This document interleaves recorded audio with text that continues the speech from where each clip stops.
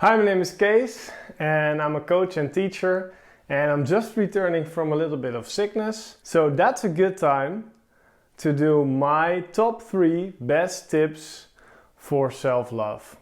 Here we go. So let's start with number 1, and that is the most important one for self-care, and that is to make space for yourself. That is a huge one in your agenda, in your life. Have space for recovery. If you look at nature, there's always contractions, or a season of contraction and a season of expansion. There's a winter and there's a summer. There's spring and there's autumn. There's a time to sow and there's a time to reap.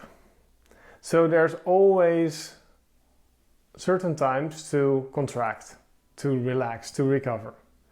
And our mind and our body works in similar fashion. But if we look at the agendas that most people have, and the social agenda, you have the agenda with the family, you have your personal agenda, you have your work life, and everything is just full of commitments, full of things you want to do, full of practices, full of activities. And usually a lot of people have a lot of social activities next to that. Maybe with COVID now, everything has been a little bit more relaxed for you. Maybe you're liking that. That wouldn't surprise me, because having space for yourself is such an important thing. It's the basis of all self-love, of all self-care. To be able to listen to your body, listen to your mind, listen to your whole system, and see where you're at and what you can do, what makes sense for you to do today and what doesn't make sense. So making that space for yourself to maybe fill with doing a bath or showering or reading a book, going for a walk, or doing some reflection or meditation, or doing some yoga or some relaxation, or to just do your groceries but not stressed out, but in a relaxed manner. All these things are essential. Not in the activity themselves, but in the place where they're coming from. If we're trying to rush in a bath, or we're trying to rush in relaxation, right? I need to hurry up for my meditation. It's better maybe not to meditate that way, because it defeats the purpose. That's why sometimes a timer with meditation, it brings stress to some people. It's always something to keep in mind, but create space for yourself. However that feels attractive for you, have space in your agenda just for yourself. And make space for yourself regularly. Have some alone time, right? We are forgetting what it is to have alone time, to have time away from our responsibilities, especially in my age group. I'm 34. A lot of people have so much to do and are so busy. But let's hurry up to tip number 2. And that's act from your intuition, right? So often we tend to just go with the rush, go with our to-dos, and just stack things to do and stack social activities. But to act from a little bit of a deeper place and to see what makes sense for me right now, or what am I really feeling excited about? Because sometimes you're excited about a lot of things, then it's good to do a lot of things, right? But if you're not excited about doing a lot of things, that's maybe because you need to relax a little bit more and focus on what excites you, right? And if what excites you is very little right now, maybe it's time to do very little right now, except that thing that you're excited about. And maybe some administration or things that are really urgent, right? But not everything.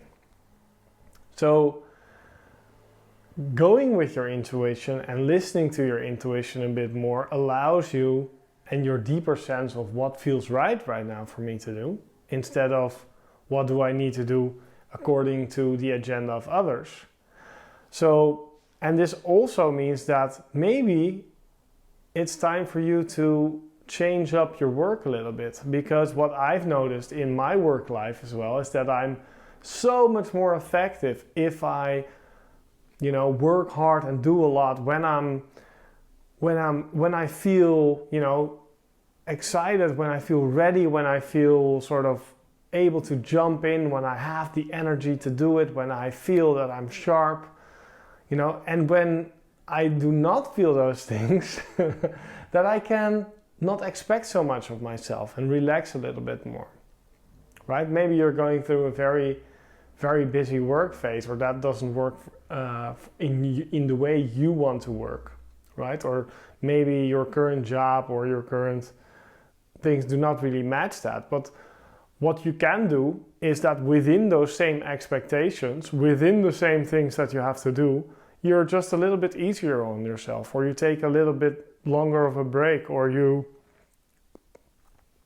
try to relax in the evenings a little bit more. But try to tap into who you really are.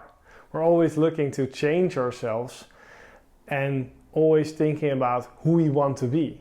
But who we want to be is not that important. What's important is who we are already, right? Because we want to take that with us to the next level.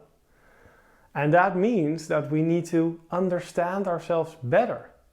In able to perform better, we need to have a higher awareness of what is good for us. We need to be more sensitive to what works for us and what doesn't. And that way we can perform at our best with our manual, you could say, in accordance to our guidance or our inspired motion, in accordance with our intuition, with how we work, right? Tip number 3, and that's a body check-in. The best self-love and self-care I can do is to feel my body and to feel where I have maybe some tension in the body, or where I feel some resistance in the body, or I feel a little bit not so good, and to focus on that, to be with that, to sort of bring my attention or bring some love and care towards that spot. And to just do that with my attention, sitting down, maybe closing my eyes and focusing a little bit on my knees, for example. I would do that right now, or my belly, it's always a good spot. And to just being with them and giving them some love. And oftentimes I get a little bit of an emotional release with that, like a little bit of tension just falls off. You can breathe toward that spot as well. And sometimes you get insights with this technique as well. You get sort of insight like, hey, maybe I should do this, or maybe this would be helpful, or I have this limiting belief. The body has, because it reflects so much of the mind, it can sometimes show us where we are limiting ourselves in our minds. So I think that is a very important practice for you to do, maybe a body check-in. Those are my 3 tips. I wish you all the best with self-care and self-love. You are the best. Go for it. Do your own thing. Don't compare yourself to others. And take your rest when you need it. And tap into it. Because probably when you start this cycle, you'll probably think, I need more rest. I am too anxious or too hurried. Or maybe you're not feeling when you need rest because you're consuming too much caffeine and sugar, which gives you highs all the time, but also can give you artificial lows. So that's a sort of a bonus tip to maybe do those things less. At the beginning, when you start this journey of awareness and journey of sensitivity towards your body and mind, what happens, or towards who you really are instead of who you want to be, what happens is at the beginning you might need a little bit of rest because you've been over pushing yourself. But when you start doing the right things that work for you and you start feeling when you need to sit down, when you need to rest, or when you can just go, when you start understanding that and you start feeling that in your whole system, something which happens is that everything just goes, everything just clicks for you instantly. And again, what I said, maybe at the beginning you need a vacation, you need to relax, but after a while you start to get, more productive, you start to get more in tune with yourself, you start to get more efficient, you start to focus on what you're excited on, and you just go, and it starts to become a glorious flow of life. So with that said, much love, my friend, and speak to you soon. Bye.